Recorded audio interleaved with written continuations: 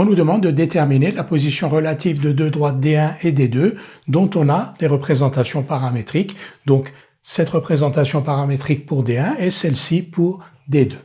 Nous allons voir si ces deux droites D1 et D2 sont parallèles ou non. Pour cela, on va déterminer un vecteur directeur de D1, un vecteur directeur de D2. Si ces deux vecteurs directeurs sont collinaires, les deux droites sont parallèles, sinon elles ne le sont pas. Comment déterminer un vecteur directeur de D1? On lit directement à partir de la représentation paramétrique un vecteur directeur, les coordonnées d'un vecteur directeur de D1, U1, donc 1, 1, moins 1. Donc U1, 1, 1, moins 1 est un vecteur directeur de D1. De la même manière, les coefficients de T2 dans l'équation de D2, donc 1, moins 1, 1, constituent donc les coordonnées d'un vecteur directeur de D2. U2, 1, moins 1. Donc on a un vecteur directeur de D1 qui a pour coordonnées 1, 1, moins 1, un vecteur directeur de D2, donc U2, qui a pour coordonnées 1, moins 1, 1. Est-ce que ces deux vecteurs sont collinaires? C'est-à-dire, est-ce que leurs coordonnées sont proportionnelles? La réponse est non, parce que la première coordonnée est égale à la deuxième, alors que la deuxième coordonnée est l'opposé de la deuxième coordonnée de U2. La deuxième coordonnée de U1, c'est-à-dire 1, est l'opposé de la deuxième coordonnée de U2, c'est-à-dire moins 1. Donc, il n'y a pas de proportionnalité entre les coordonnées de U1 et de U2. Les coordonnées de U1 et U2 n'étant pas proportionnelles, U1 et U2 ne sont pas collinaires, D1 et D2 ne sont donc pas parallèles. Nous avons montré que ces deux droites, D1 et D2, n'étaient pas parallèles. Nous allons maintenant étudier la question de savoir si elles sont séquentes, c'est-à-dire si elles ont un point en commun. On va appeler grand M de coordonnées xm, ym, zm un éventuel point commun à D1 et D2. Donc M appartient à D1 inter D2.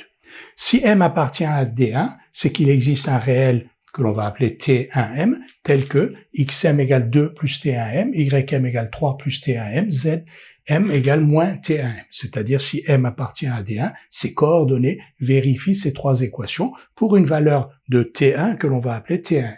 La même chose avec la droite D2. Si M appartient à D2, c'est qu'il existe donc un réel que l'on va appeler T2M, tel que xm soit égal à 1 plus T2M, ym égale à 6 moins T2M et zm égale à moins 3 plus T2M.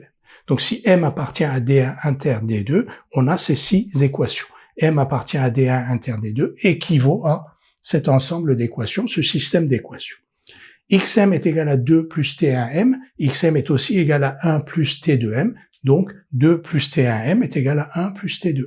Ici, on a deux valeurs de ym, 3 plus T1M et 6 moins T2M, qui sont donc égales, 3 plus T1M égale 6 moins T2M. Et de la même manière avec zm, zm est égal d'une part à moins T1M et d'autre part à moins 3 plus T2M. Donc, si M appartient à D1 inter D2, les réels T1M et T2M qui définissent M, l'un sur la droite D1, l'autre sur la droite D2, vérifient cet ensemble d'équations. On a deux inconnus, T1M et T2M, et trois équations. On va s'intéresser à la première et à la troisième équation que l'on va additionner membre à membre ici. Donc, on additionne membre à membre, égalité 3 et égalité 1. Donc, ici, on va additionner à cette première égalité la troisième égalité.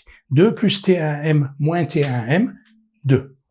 1 plus T2M moins 3 plus T2M, ça fait donc moins 2 plus 2T2M. On ne touche pas aux deux autres égalités, donc ce système-là est équivalent à celui-ci. 2 égale moins 2 plus 2TEM, 3 plus T1M égale 6 moins T2M, et moins T1M égale moins 3 plus T2M. De la première égalité, on déduit T2M. 2T2M égale 4, donc T2M égale 2. On remplace T2M par 2 ici, 6 moins 2, 4, donc T1M égale 4 moins 3, c'est-à-dire 1. On n'oublie pas la troisième égalité. Moins T1M égale moins 3 plus 2, c'est-à-dire moins 5. Donc on a T2M égale 2, T1M égale 1 et moins T1M égale moins 1. Et ces deux égalités sont compatibles. Elles ne sont pas incompatibles. Ici, on a T1M égale 1 et ici, on a donc T1M égale 1 aussi. Donc, notre système a pour solution T1M égale 1 et T2M égale 2.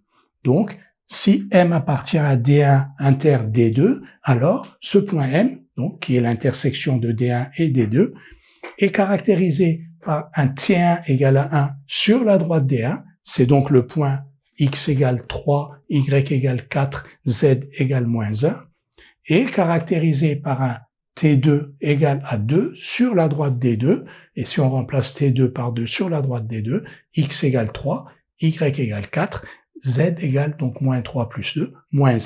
Donc, il y a bien un point commun aux deux droites dont on vient de trouver les coordonnées, 3, 4, moins 1, et ce point est le seul point d'intersection des deux droites D1 et D2, parce que si on a un point d'intersection entre D1 et D2, ce point d'intersection donc correspond à des paramètres T1 et T2 des droites D1 et D2, qui sont pour le premier, donc T1 est égal à 1 et T2 égale à 2. Donc les droites D1 et D2 sont séquentes au point grand M de coordonnées 3, 4, moins 1.